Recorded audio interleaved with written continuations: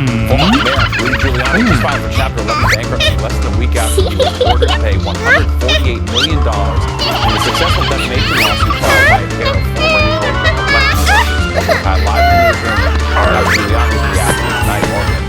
Well, Steve, that bankruptcy filing likely isn't going to stop the city's former mayor from having to pay $148